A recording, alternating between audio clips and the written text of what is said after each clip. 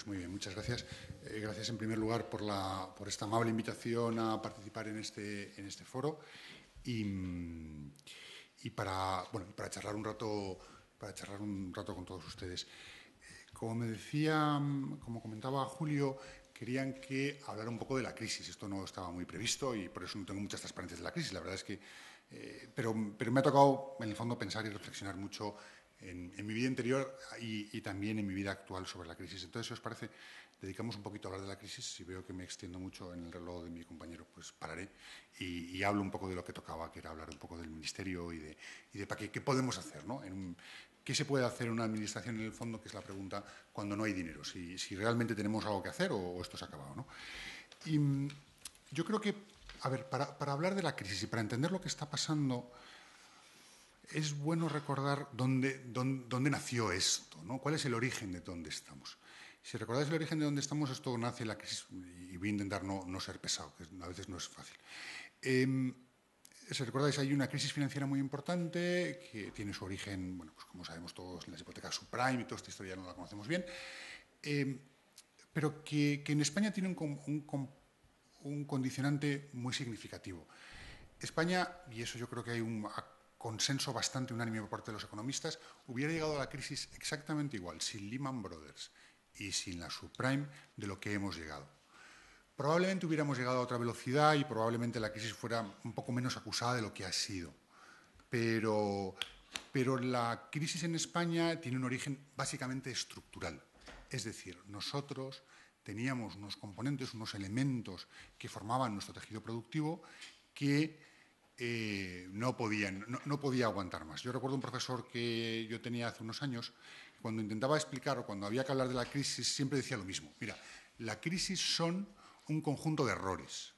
La crisis no tiene un origen divino, no es porque los ciclos, por supuesto que hay ciclos, pero detrás de una crisis hay unos cuantos errores y los errores hay que, de alguna manera, resolverlos, hay que purgarlos. Y yo creo que en nuestro caso es muy claro. Nuestro error es que, por motivos que probablemente no vengan al caso, si queremos no hacerlo relativamente breve, nosotros tuvimos un sector de la vivienda hipertrofiado, que se hizo enormemente grande.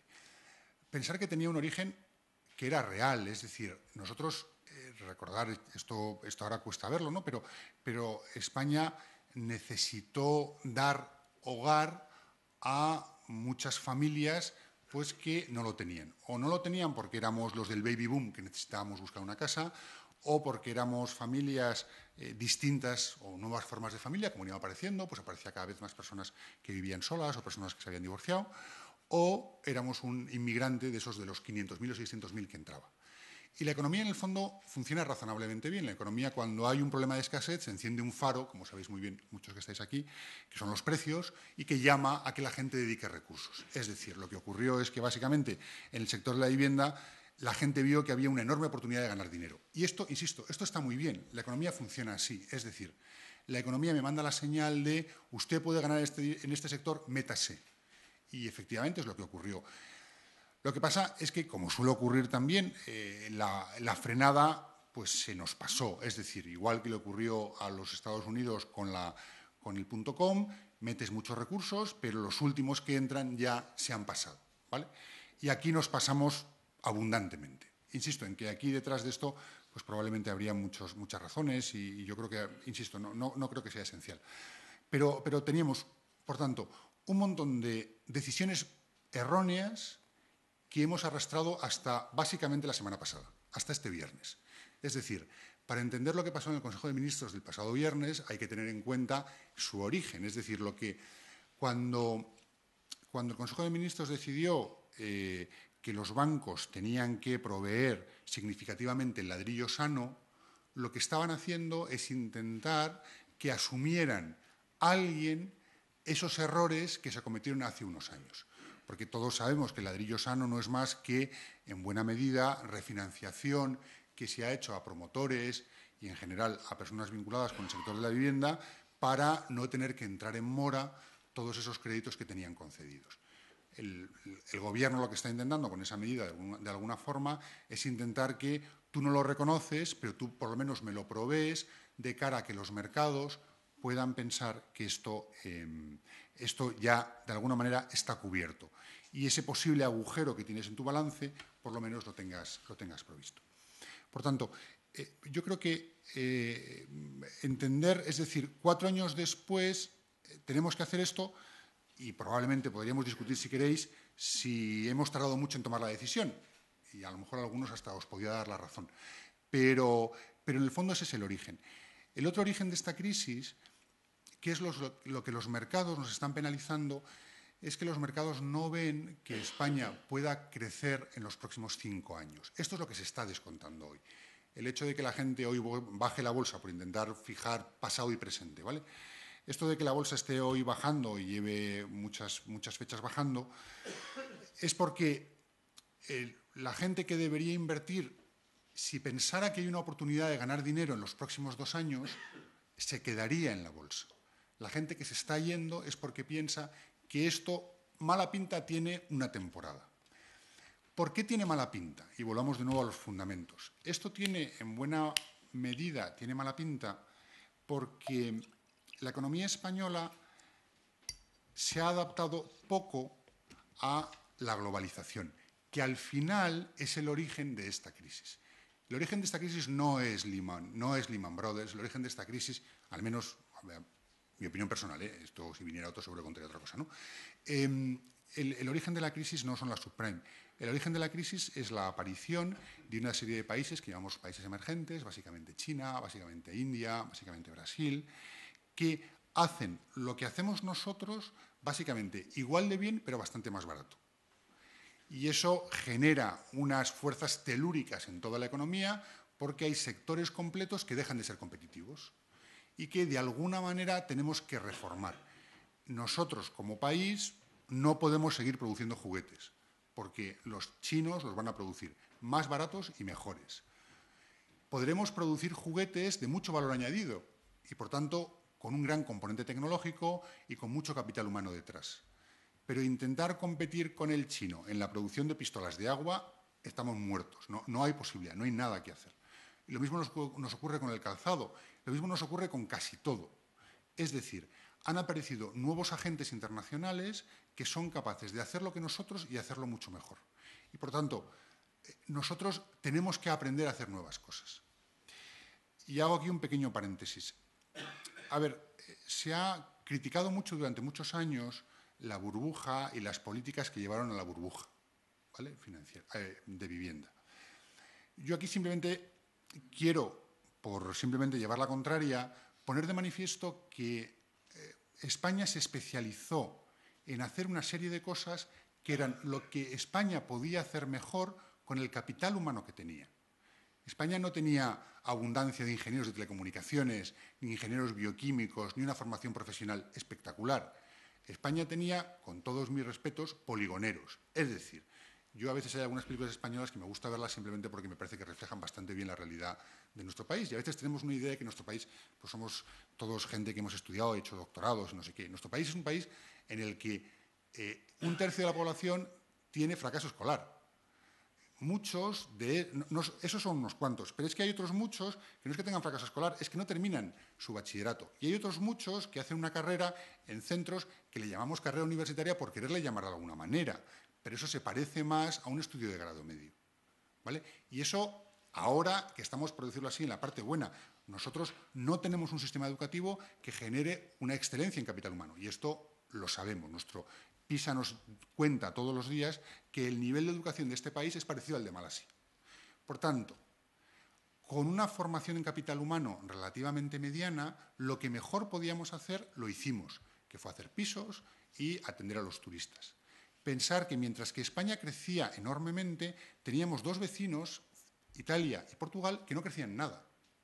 Es decir, que desde su incorporación en el euro, prácticamente su crecimiento era de medio punto o 1 punto, es decir, crecimientos estadísticamente poco apreciables. Por tanto, es verdad que la burbuja nos ha llevado donde nos ha llevado, también es verdad que hemos tenido, gracias a la burbuja, 14 años de crecimiento y aprovechamos el capital humano que teníamos. Por tanto, al punto al que quiero ir es que, bajo mi opinión, nuestro país necesita llevar a cabo todas aquellas reformas estructurales que le permitan competir en un mundo que es completamente distinto del que había hace 20 años. Eso significa una reforma laboral en condiciones, porque necesitamos dotarle de flexibilidad y, sobre todo, necesitamos atraer aquí al mejor capital humano, porque tenemos que hacer cosas de mucho valor añadido. Y, por tanto, necesitamos que a nuestro país, a Navarra, a todas partes, venga gente muy buena. A mí me gusta contar siempre lo de los futbolistas. Sabéis que los hombres somos muy a gusto, nos gusta el fútbol, ¿no? Y llama la atención la gran calidad que tiene la Liga Española. Y uno puede pensar, ¿y esto por qué ocurre? ¿Por qué tenemos tan buenos jugadores en España? Uno podría pensar que esto se debe a que, no sé, a que nos gusta mucho el fútbol, a que el tiempo es muy bueno. Yo no me creo nada de esto. Los economistas no creemos en las explicaciones culturales, creemos en las explicaciones de los incentivos. Y la explicación de los incentivos es que España ha tenido durante muchos años el sistema fiscal más favorable para los futbolistas. Y en España pagaban menos los futbolistas, por la famosa ley Beckham, el célebre jugador del Madrid, que tenían los italianos. Y los italianos, que eran listos, se quejaban de esto.